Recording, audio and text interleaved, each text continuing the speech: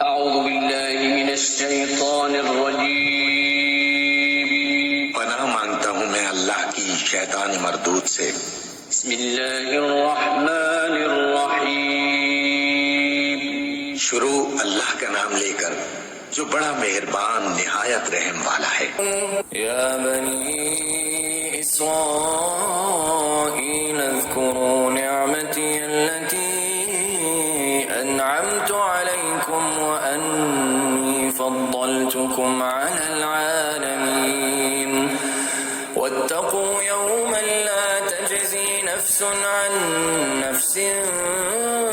شيئا ولا يقبل منها عدل ولا تنفعها شفاعة ولا هم ينصرون وإذ ابتلى إبراهيم ربه بكلمات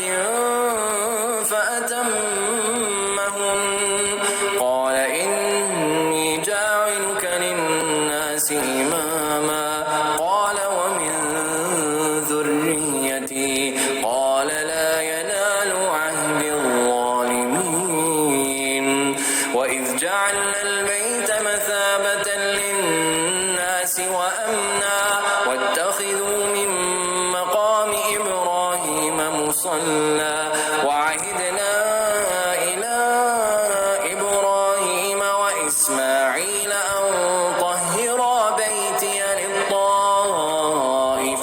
والعاكفين والركع السجود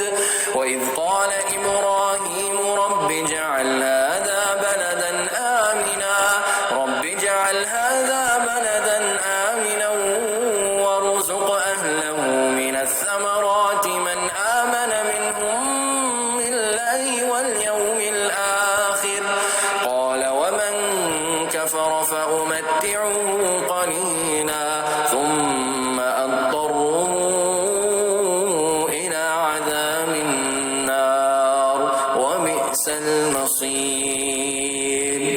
وإذ يرفع إبراهيم القواعد من البيت وإسماعيل ربنا تقبل منا إنك أنت السميع العليم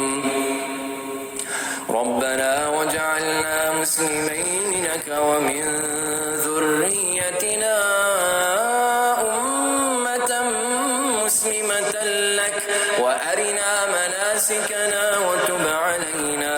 إنك أنت التواب الرحيم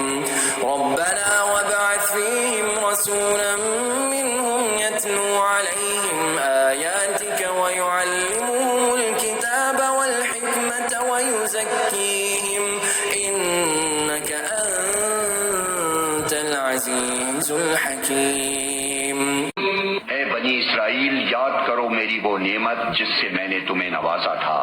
और ये कि मैंने तुम्हें दुनिया की तमाम कौमों पर फजीलत दी थी। और डरो उस दिन से जब कोई किसी के जरा काम न आएगा, न किसी से फिदिया कबूल किया जाएगा, न कोई सिफारिशी आदमी को फायदा देगी और न मुजरिमों को कहीं से कोई मदद पहुंच सकेगी। याद करो कि जब इब्राहिम को उसके रब ने चंद बातों में आजमाया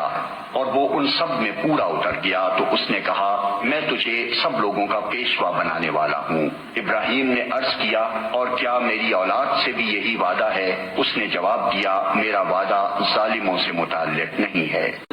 और हमने इस घर काबे को लोगों के लिए मरकज और अमन की जगह करार दिया था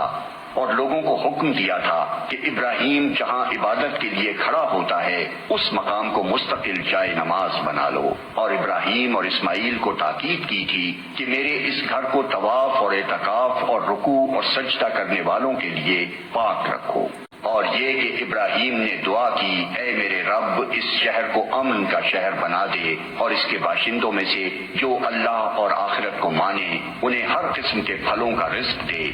جواب میں اس کے رب نے فرمایا اور جو نہ مانے گا دنیا کی چند روزہ زندگی کا سامان تو میں اسے بھی دوں گا مگر آخر کار اسے عذاب جہنم کی طرف گھسیٹوں گا اور وہ بدترین ٹھکانہ ہے۔ اور یاد کرو ابراہیم اور اسماعیل جب اس گھر کی دیواریں اٹھا رہے تھے تو دعا کرتے جاتے تھے، اے ہمارے رب ہم سے یہ خدمت قبول فرما لے، تو سب کی سننے اور سب کچھ جاننے والا ہے۔ اے رب ہم دونوں کو اپنا مسلم بنا، ہماری نسل سے ایک ایسی قوم اٹھا جو تیری مسلم ہو، ہمیں اپنی عبادت کے طریقے بتا اور ہماری کوتاہیوں سے درگزر فرما، تو بڑا معاف کرنے والا اور رحم فرمانے والا ہے۔ اور اے رب